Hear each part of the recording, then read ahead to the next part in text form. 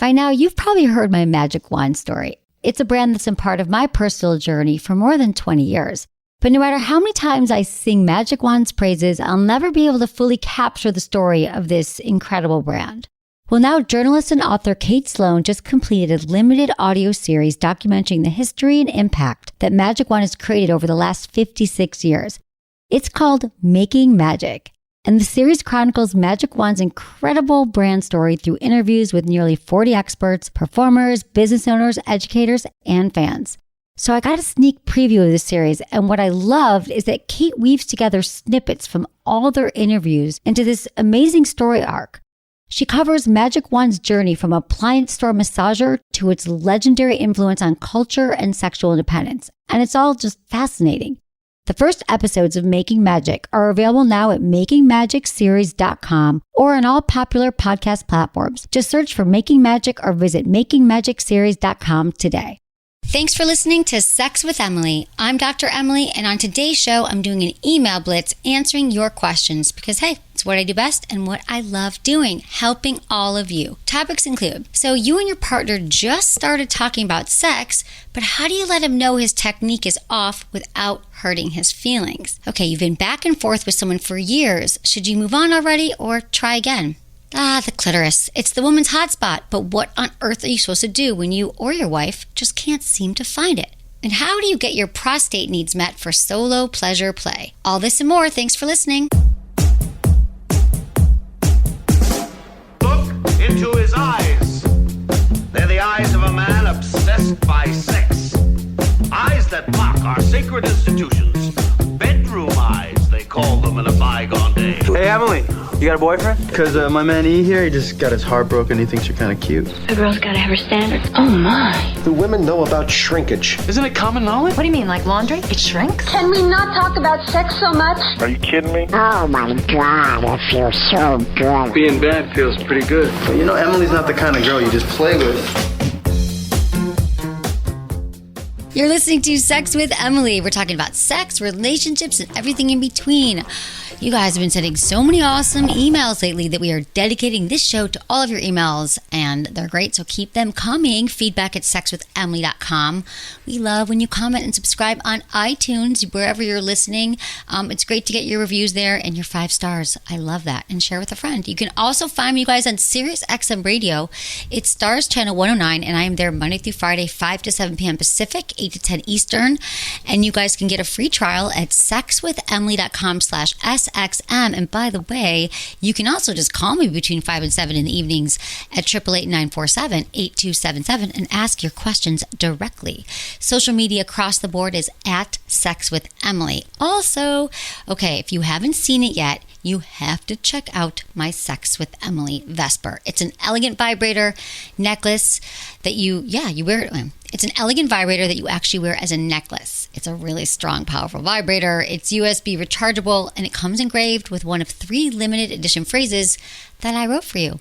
You can choose I come first, turn me on, or meditate, masturbate, manifest. If you go to sexwithemily.com, you can, if you go to sexwithemily.com/Vesper, Vesper, you can get one there. And they're 3 different colors, or like I get compliments. I wear it every single day. Or go to my Instagram, check out the pictures that I posted. It's freaking awesome. Yeah, they like actually make every outfit, mostly. Yeah. They do. I wear it every night, you guys, every day. I stack it with other necklaces, and I always got my vibrator around the neck. You never know where it's going to end up. I'm like, I might need this toy. Also, we're doing a giveaway for Muse, which is flavored lube, which makes oral sex delicious. I can't believe you can buy it at Bed Bath & Beyond, too, I know. Thank God they have like a good lube there, right? That's the beyond part, guys. That's the beyond. Jamie, never thought about that. Bed Bath & Beyond, like lubes and stuff like that. If you go to our Instagram, you can find out the details. It ends October 17th. Essentially, just add some flavor to your sex life. Tell us how lube has changed your life. Email us feedback at sexwithemily.com with the contest. Say lube in the subject line. We'll know what you're doing. All right. Emails. I love answering your questions. That's why I exist on the planet. If you'd like a question answered on the show, go to sexwithemily.com, fill out the short form, or just email feedback@sexwithemily.com. Just remember this, include your name, your age, where you live, and how you listen to the show. And we're cool if you change your name. I think most people do. Or like when they call in, definitely they do. So yeah, it's totally no pressure. fine. No pressure. All right, first email, Jamie. You want to read it? I do indeed. Okay, this comes to us from Brianne, who's 30 in Massachusetts. Wow, states, man. States coming up every time. Orgasm she's got. Toys she's got. Yeah. States, geography, not. I don't know. All right, it says, hi, Dr. Emily. Love your show. I even got my boyfriend of 4 years to listen when we're on long rides together. So I've been all about foreplay lately because it's never happened before, and I now know that it's so important. I love my boyfriend to death and would hate to say something to make him feel bad because we just started talking about sex more, but I'm not finding oral or when he fingers me pleasurable. Sometimes I'm like, what are you doing down there? What do? I don't have much of a sex drive, which I'm working on, so obviously I want things that we're doing to feel good, but I don't want to make it awkward or make him feel bad. Thanks. Okay, great question, Brianne. I'm so glad that you have found the show and that you've got your boyfriend to listen. Now, I'm telling you, I keep hearing this more and more from couples who are like, thank you, Emily, because we listen together, or they actually treat it like people have a book group. They teach it like a podcast group. Like they'll both listen and then they'll discuss it like later that night if they don't listen together. So it's like a really good, just like another tool, you guys, to open up the conversation. So here's the thing. Brianne, I totally understand that you don't want to hurt him or make it awkward. And then you probably are like, but I don't have a sex drive either, so it's probably me. But let me tell you this. You don't have to say it in a way that's going to make him feel inadequate. Say it in a way that's more like, the good old compliment sandwich for sex. We love this technique. You could say to him, I've been thinking about our sex life and it's been hot lately. And I really love, the first part is something that you love about it. I love how we've been having more passionate sex. And I love when you go down on me and I feel like I've been learning some things lately about my body and I'm going to show you what I really like. I'd love it if you slowed down a little bit, maybe didn't use your fingers, because I know that I'm so close to having the most explosive orgasm and I know you're the one, baby, that can bring me there. My point is you give something you like and then you just give him feedback, but you say, and let me know, babe, I want to know what I can do. Is there anything I'm doing? And you guys listen, it's all about tone.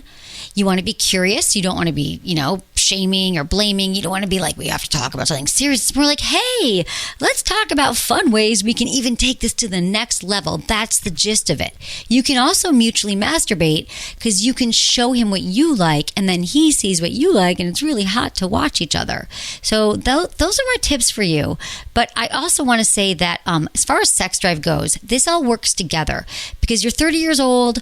I'm wondering if, maybe you're on some kind of medication or you're just really stressed out. But what I can tell you is that the more that you masturbate, you self-pleasure, and you talk about having more pleasurable sex with your partner and then actually start experiencing that, I think you'll be amazed at your sex drive. I think it's going to come back after some of that. Thanks for the email, Brianne. Keep us posted.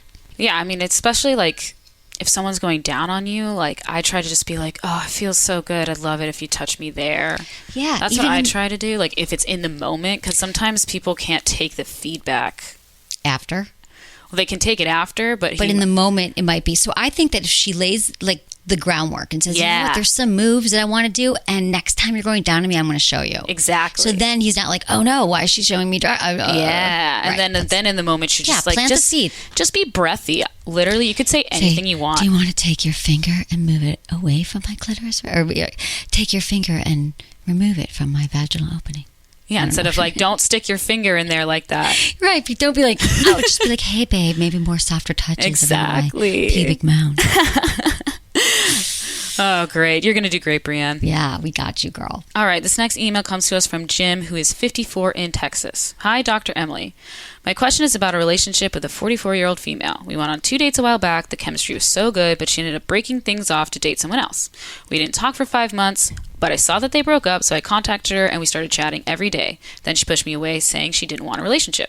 I backed off, gave her space. After 2 weeks, I decided to send her an email telling her how I felt. We started talking again almost every day. We spent a few nights together, watching movies and kissing. A week later, she told me she could not continue. I was putting too much pressure on her wanting a relationship, and she didn't want one with anyone, not just me. She tells me that she misses me, though, when we're not talking, and enjoys cuddling with me. Should I forget her and move on? I just need insight from a lady's perspective, please. All right, Jim. Now, this is a classic situation where you're into somebody and she's kind of showing up, but then she feels bad and retracts, says, I can't do it. But like her words are different than her actions, or sometimes the actions are, she's acting like she wants it, and then she's telling you other things. And this is a conundrum. People get into these situations. And I get it. You're like, well, maybe she'll come back to me. But I think this is a case where you have to listen to her words. She's told you several times that she is not looking for a relationship right now. Now, what it sounds like is, without you, she's looking for a casual relationship. Maybe she wants to see you once every 2 weeks, or maybe it's even once a week. Maybe she's dating other people. And so this is something, Jim, you're not going to change her. In fact, the more you pressure her, she's just going to change her number. But if you're open to, dating her and then still dating other people, that might be a better solution. Now, I know you're 54 years old, and this might, I'm just saying this is something that I think I advise a lot of people who maybe aren't looking for marriage necessarily. They're not looking for a longer term commitment. But I feel like, I feel like, though, Jim, that might not be for you. You might be looking for your partner and you don't want to mess around with waiting for her. So my other suggestion is that you just cut it off. And you cut it off and you say that you're really looking for someone who wants something serious and you love spending time with her. And when she's ready for something more serious, she can definitely hit you up. So I think you have to listen to people's words. Yes, I was literally just in this situation with my roommate. I was like, yeah, we're hooking up, we're having sex, but I don't want a relationship. I don't want any of these things. And I'm finally, it's done with. But it's true. He didn't listen to my words. He didn't listen to your words because your actions felt so good. When he saw you and you were cuddling after, maybe it felt like we just had such great sex. How could she not want more? And I've been in this situation more times than I'd like to admit where, like in my 20s and probably my 30s, I'd be dating people and I never, I really like them and I would spend time with them, but I was still certain that it wasn't going to go anywhere. For whatever reason. Maybe it was them. It was where I was at in my life. I was dating, several people. But I would still, be excited to see them. But when push came to shove and they were like, let's commit, be monogamous, for some people, I was just like, nope, I just can't do it. So I've been this person, though, because, sometimes it just feels great to connect with someone who you really think is, wonderful. And Jim, she probably thinks you're a great guy.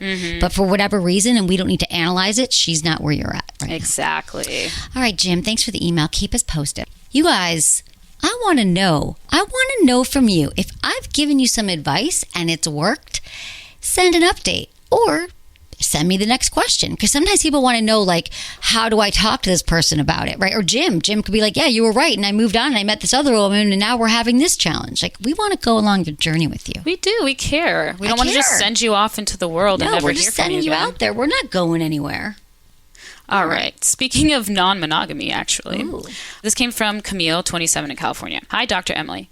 I've been with my boyfriend for 8 years, and we've been living together for 3. I've always had attraction to other guys and didn't really know that open relationships were a thing until listening to your show, and now I know that a monogamish relationship sounds really good to me. I broached the subject with my boyfriend, and not even about having sex with other people, but making out and perhaps everything but, and he pretty much freaked out. I said we would never do it if it makes him so uncomfortable, but now he says he will never be able to forget that that's what I want. At a loss from where to go from here, I kind of wish I never said anything. And now consider not bringing up hard conversations. Oh, all right. So here's the thing. I totally understand, Camille, why you said this after 8 years. And I feel like that it's probably the way that you brought it up that totally threw him off. After 8 years, you're saying, hey, maybe we could explore open relationships. He's like, who is it? You're going to want to leave me. I can't trust you, which I understand. So I think that you have to just do your best now to really put some more words around it and let him know that he is enough for you. And it was just, and maybe you could do some thinking here. Because I want to know, Camille, sometimes we ask for something and then we get this strong reaction and then we're just like, no, babe, I swear I don't want it. But maybe you do want it. Maybe, Camille, after 8 years, maybe there's a part of you that's like, yeah, I want to know what else is out there. I actually do kind of want to open this up. And so then I would say, if that is the case, it makes sense that he would have responded that way to the first conversation. But maybe just follow up. You could say, you know what? I'm sorry the way that I sprung this on you. But what I was really thinking is, I'm 27 years old. We've been together for 8 years. I love our sex life. I've thought that I want to spend the rest of my life with you and all these things. But I have to be honest, as a 27-year-old woman, it feels like I still would like some more experience. I talk about on the show all the time that I think your 20s are a great time to experiment and to figure out what you want, not even just sexually or romantically, but even professionally. So it's a time of growth and discovery, and maybe you're going in different directions. But all I'm saying is make sure that you're not overcorrecting and shutting this down, because I want to legitimize your feelings here and tell you that it would make sense if you've been feeling like maybe we could open it up, but just also know it's not for everybody.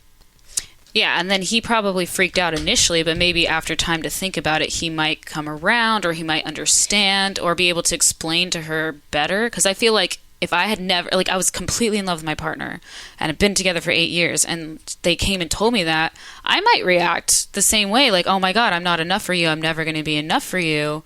When it's it's not just about that. It's just more about curiosity. It's more about curiosity, and it's more about experience. Yeah. So exactly, maybe you guys could we have some episodes on open relationships that you could listen to. There's a great book by Tristan Taormino called Opening Up. And this goes for everybody with a partner right now. If you've brought up anything, maybe you said, I want to try a threesome. I want to buy a sex toy. I want to have sex outdoors. If it was your partner was no, and they shut it down, typically it's because they don't really understand the scenario and what you mean by it, and they feel threatened that they're not enough. So here, Camille, maybe you have more information to form. You could say, I just thought that maybe I could go out and kiss someone, or I was just picturing it would be us together swinging, or he probably just needs to understand what that would look like. Put more words around it, because people just assume the worst case scenario, and typically it's I'm failing as a lover. Exactly. So you got to put more words around and explain to them where you're at. All right. Okay, you guys know that my show is all about making sex and everything that goes along with it easier to talk about. And I'm going to be honest, that includes your period. I mean, it's something that 50% of us experience, and we don't talk about it either, even with other women. I mean, we might just say, I have my period, but, we don't really, get into how we're feeling about it. We just complain. Yeah, I mean, we never talk to our partners. No. And, my roommate was, trying to do something nice. He was going to, do my laundry for me, and I was like, oh no, I'm good, because I'm I have no offense, but women, we get stains on our underwear sometimes, honestly. Yeah, the period underwear. Well, James, here's the thing. These are this is a game changer, you guys.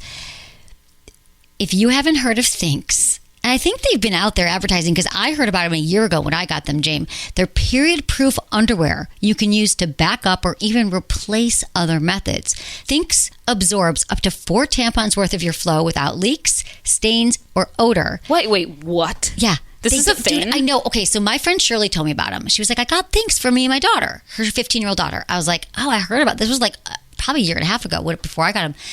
And yeah, I was like, what do you mean? Same thing. And they're like, yeah, you wear them and it has a special material where it doesn't drip through. You really don't have to worry about it. Because she was like, if I friggin' go to work again with stains on my pants. And so she got them. Her daughter's 14, 15 and now, and they have a bunch of them in the house. So it really works. You're not walking around I'm trying to think of what a good, it just sort of I feel we're evaporates. we're all conscious too. I'm oh my, especially even if I have my tampon in, I'm am I, am I smelling? I feel like I'm good. I don't know. There's no odor. It's this really super cool material, and they're not big. They're not bulky.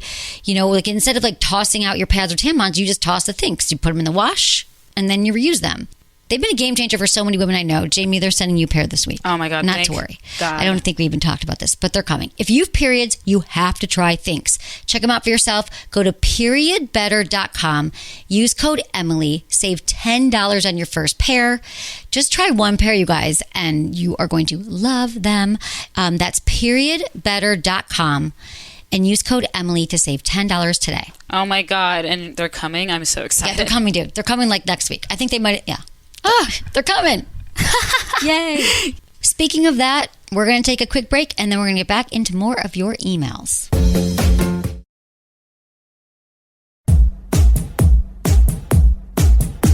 All right. Coming back in, we have Layan, 32 in Canada. He writes, Hi, Dr. Emily. My wife and I have been together for 9 years and have 3 perfect little minions aged 1.5 to 5.5. First question is, how can I get my wife more in the mood for sex? I cook and clean and try helping out around the house when I can. Second is, how on God's green earth can I find her clit when she has trouble finding it? Any feedback is greatly appreciated. Lay in. That's a lot of children. I get it. I get your question here. 9 years, 3 little children. Congratulations on that. You guys have been busy. I get it. And she's probably not in the mood and she's super busy. And this happens after you have kids and a lot of little kids. So you just remember you don't have to figure this all out on your own. Talk to her about it. Find out, say, what does get you in the mood? What are some kind of things that really turn you on? Maybe she just needs a babysitter. She needs some more baths. She needs massages. She might need something to kind of help take some of the anxiety and stress out. For your second question, women, it's hard to find the clitoris. First of all, if she hasn't looked on her own, that can be challenging. But for some women, it's just more hidden. It might be under the clitoral hood. For many women, once we get aroused, that it swells up and then you can find it, like the hood moves back and then there's the clitoris. So your wife can look in a mirror and she can kind of look at it if she's masturbating to find it, or you can look together. It's actually really hot. To have your partner sit there, get some lube and just start massaging her and playing and just kind of really light touches over her clitoris where you think it might be, play with her labia and just get curious. I mean, I don't think it will take very long for you guys to find together. And then you can see what it feels like. I would light a candle so you can actually find your way around. And so I think that could be a really fun assignment you guys could do together, searching for the clitoris. I mean, slow and steady, right? I've only had a couple partners really take a look down there, and the first time it happened, I was like, "What are you doing?" And they were just like, "No, I just love your setup, your vagina." I love how it's all. Yeah. And I was like, oh, that made me feel really good. I've only had a couple partners do that because at first I was like, oh no, something's wrong. And they're like, no, I'm loving. I just wanted to take it in. I've had partners do that and it's literally the sexiest thing they can do, I think. Seriously. It's so hot because this is, how I always say, for men, one of the sexiest things you can do is, when you're going down on a woman, say babe, I'm not going anywhere. We have all night. I want to be between your legs and I'm in it. But when they actually look, and they're just stare and they stop and they look up at you. It's friggin' hot. It is. So as long as you can not trip on what's he thinking I look like, he's looking at your beautiful vulva, your vagina, and it's hot. It is. Do that move as well, guys. It's not even a move. Learn to worship it. It's beautiful. Worship the pussy. Yeah. I know you don't like that word. It's okay. Worship the penis too. There we go. All of it, you guys. How good does it feel to be worshipped? It does. We love it. All right, this next one comes to us from Ashley, who's 30 in New Jersey. Hi, Dr. Emily. First, thank you so much. Listening to you has improved my sex life tremendously. I'm reaching out because I'm getting married in 2 months and I have one thing stuck on my mind before I say I do. I've always wanted to hook up with a female, and when I say hook up, I mean the whole damn thing, strap on and all. I was thinking of doing it while he was on his bachelor party, but I feel guilty. He'd also never be okay with it if I was open about it. So do I just say fuck it and do it behind his back? Oh, thanks for the question, Ashley. All right, you're about to get married, and I'm going to tell you this. Before you get married to this guy, you have to be honest with him. I don't think you want to start a marriage thinking what I shoulda, woulda, coulda. I've got this fantasy being with a woman. And I think this really is informative for you. So if you don't experiment, what happens is we start to resent our partner over time, and it's an itch you got to scratch. So I think you absolutely have to let him know that it's a fantasy you've had, that it's something that you want to try, and you've always thought about it. And you have to say it in a way that is just very loving, and you can ask him if there's any fantasies that he's had. This is how you could say it. You could say, you know what, I've been thinking about our wedding come up, and I've had some things I've been wanting to try. How about you? And then you share, I've thought about being with a woman, and I didn't know how you'd feel about that, but I'm being honest. And this is going to be a great jumping off point for you guys to figure out where you're at sexually. You can let him know that if he's worried, he's never going to be enough for you, I think you're going to have to reassure him, but also maybe this is a sign to you that, you have some more playing to do, some more experimenting. So just open the conversation. I'm telling this to everybody who's about to get married, or if you're engaged. It's also never too late if you're married. But if you have not committed yet, down this path, you have to have a conversation about your sex life and your fantasies. Do you like sex? How important is it to you? You know, commit in your vows. They don't have to be the public vows, but you guys are going to prioritize your sex life and that you're going to do the best you can to have open communication, you know, to work on it, to try new things, because the things that are most challenging for couples is they get bored. And that's because there's not enough novelty and spontaneity. And so if you guys commit to each other, we're going to work on this. We're going to make sure that doesn't happen to us. You're going to be way ahead of the game. So maybe that conversation even opens that up for you. I highly recommend a very directed, honest, vulnerable, thoughtful conversation about your sex life before you walk down the aisle. I also feel like if they can get through that, then they're going to be set up for success the rest absolutely. of the time. Like, Yeah, it reminds me of Laura Wasser. She was on our show. She's like a celebrity divorce attorney. And she was like, I don't think that everybody needs a prenup, but have a prenup conversation. And that conversation is like, do you have debt? Do you want children? Yes. Do you, if my mom gets sick, she's going to come live with us. Once we have kids, I'm going to go back to work. Like whatever it is, talk about these things. And I think we have to all talk about our sex life before we commit for life, please. Or commit at all. Why would you commit to someone that you're not on the same page with sexually? That should be the first thing. People are so concerned, like, yeah, I guess, are we the same religion? Or does this person have a job? And da-da-da. But we don't think about sex. We think that's just going to sort itself out. it's literally what I like think about so many times when we get calls and emails. I'm like, they could have had the conversation early, but it's never too late to fix it, but also. Yeah, exactly. All right. This next one comes to us from Peter, who's also 30 in South Carolina. Dear Dr. Emily, I've been a long-time listener of your show and have learned so much from you over the years. You've opened up my sex life like no one else has. A number of years ago, I discovered how much I enjoy anal play. However, since I can never find a girl who is into performing this aspect with me, I have to do this type of pleasuring by myself. A couple years ago, I bought a vibrator and it was okay. Not too long ago, I bought a realistic dildo. This was also okay. The first was not large enough, and the second was too big to really give me the pleasure I'm looking for. I know there are a lot of toys out there for men, but just don't know what to try. I'd love a prostate massager and any other penetrative toys, but don't know what actually works. Could you help me? Thanks. All right, Peter, here's the thing. For sure, you're going to want to get a toy that is made for your butt. A dildo, it makes sense that you didn't like any of the dildos.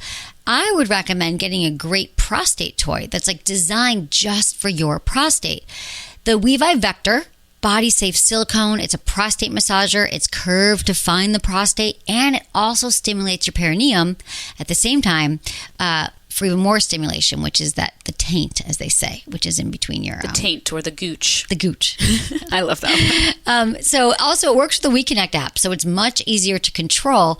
And just be patient with yourself. You know, you might not get there right away, but I love that you're experimenting. The other thing is you're going to be able to find someone that wants to do this with you. So I would not give up your hope on that.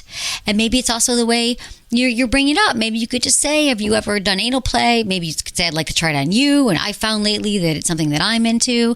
So I think the good news is that more and more people are hearing that this is something that men and women like. That doesn't make it gay. Sex talk doesn't make it gay. But that men have a lot of delicious nerve endings that could feel amazing when stimulated. So I think, Peter, keep on the lookout. Keep having this talk with women and finding someone who is on board. All right, this next one comes to us from Amy, 25 in Canada. Hi, Dr. Emily. I love your show. I find myself recommending it at least a few times a week. In the past 6 months, I've been expanding my knowledge of sex. I listen to podcasts, research, and have more open conversations with my friends and partners around the topic. However, recently, I've been feeling overwhelmed with all the information, my sexual experience, and what I should be doing in the bedroom. It's caused me a lot of anxiety, much to the point that I get incredibly anxious every time I know a guy is staying over. I find it hard to be present and constantly think about all the stuff I should be doing during sex so it's not so vanilla and that I'm doing it right. Do you have any advice on how I can carry on learning about sex, deepening my sexual experiences, but not getting anxious that I'm doing it wrong or that I'm boring?